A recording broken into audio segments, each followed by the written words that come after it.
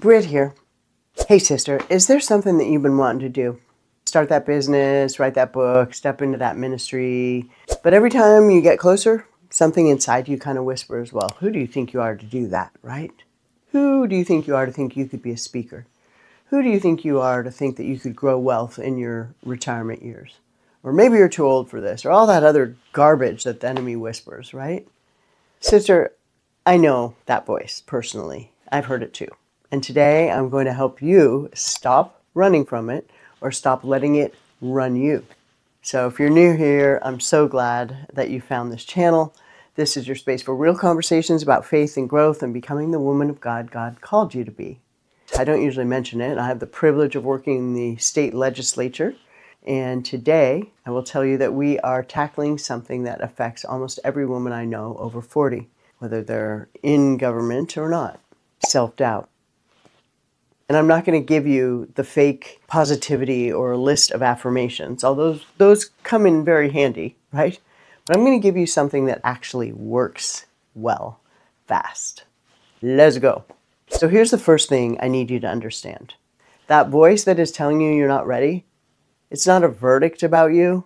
It's actually your brain trying to protect you from risk, from failure, from hurt, right? From pain, from embarrassment. So think about it this way. God gave us wisdom and caution for a reason, right? You don't put your hand on a hot stove. You don't let your kid walk across at 4 years old the freeway, right? But the enemy took that same mechanism to protect you and twisted it into a weapon against us. That's not okay with me. So what was meant to be a careful caution became something that makes us paralyzed. Because self-doubt is not telling you the truth. It's telling you a story. And you get to decide whether to believe it. And how many times have you talked yourself through self-doubt by asking somebody else, do you think I can do it? You know, one of my mentors calls it going to all the mice with the megaphone, asking everybody else, can I do this? What do you think? And they say, oh, sure you can. Or no, I don't know if you could. Or maybe you need to study more. And then the doubt comes right back in as soon as they leave the room, even if they were encouraging. That's because reassurance feeds the wrong thing. Your brain doesn't need more words. It needs evidence. And Romans 12:2 says to be transformed by the renewing of your mind, right? And that renewal doesn't come from what other people tell you.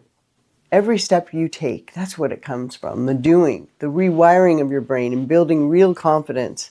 Not fake confidence from someone else, but action, real earned confidence. And here's something that changed everything for me. Self-doubt grows in the gap between who you are today and who you feel you're supposed to be. It also grows in the procrastination area where we sit and we think about it, or we take advice from other people. Maybe you're called to lead, but you've never led before. Think about my friend Lila Rose, who runs Live Action. When she was 15, she jumped into action. She's famous for undercover coverage of Planned Parenthood and catching things that were being done that I'm not even going to go into in this video. Horrific. But maybe you feel led to lead somewhere. Maybe you feel led to speak, but you've never had a platform. That sounds scary, sure. But self-doubt will come in to fill any space that you leave open, right? What is the old wives' tale? Idle hands are the devil's work or the devil's tool or something like that. But here's the truth. The only way to close that gap is to start walking towards it. You don't wait until you're ready. You act. And readiness follows. It comes along. The resources, the people. It's amazing how that happens when you just take the first bold step. And Proverbs 16:3 says, commit your works to the Lord and your plans will be established. Not your feelings, your actions. And this is practical and it works. I've lived it. And when self-doubt hits, which it will, you have 24 hours to take one small action towards the thing that you're doubting yourself about, right? If you think you can't do it, take a small action. It doesn't need to be huge. It doesn't need to be perfect. Just one step.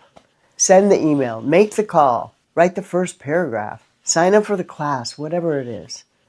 Because here's what happens when you wait longer than 24 hours. Doubt turns into paralysis. And paralysis is where dreams go to die.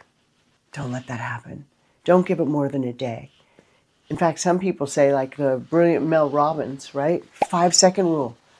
When you have a thought about something, Take action on it in 5 seconds before the feeling passes, because it will. Act because you're scared and act anyway. That's faith in motion. And I want to speak directly to the woman watching this video who thinks she's missed her moment. Someone who might look at her age and think the best years are behind.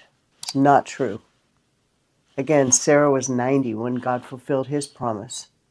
Moses was 80 and he led a nation. No, we're not Sarah. We're not Moses. Miracles happen when you take the first step. I've lived it. Things that I would have said were impossible, but we serve the God of everything is possible. God's not done with you. He doesn't waste a single day of your story. Not the hard years, not the quiet years, not the years you spent completely doubting yourself and what you were doing. You know, we've all had that. He's been preparing you. He's calling you now. Jeremiah 29:11. For I know the plans I have for you, declares the Lord. Plans to prosper you, not to harm you. Plans to give you a future and a hope. It's one of my life verses. That's your truth too, not the voice that often comes in your head called self-doubt. And listen, if you want to go even deeper, there are conversations I simply can't have here on YouTube. More personal, more real, more intimate conversations that we have in my academy, The Abundant Destiny. So that's why I have this exclusive community for women just like you. And if you want access, just click the link below. I would love to have you in there with us.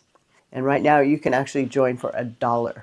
And if this spoke to you today, please share it with a woman who needs you in her life, who needs to hear self-doubt is just a goblin, right? Please give the video a thumbs up and subscribe so we don't miss each other. You're not too old. You're not irrelevant. You're not too late. You're not too much. You're amazing. You're beloved. You're precious. You're sweet. And if no one told you today, I'll tell you, I love you. You're amazing, whoever you are. You're exactly who God made you to be. Now go act like it. And if you want support in that, click the link and we'll come alongside you. And again, if no one told you today, just remember you are beloved.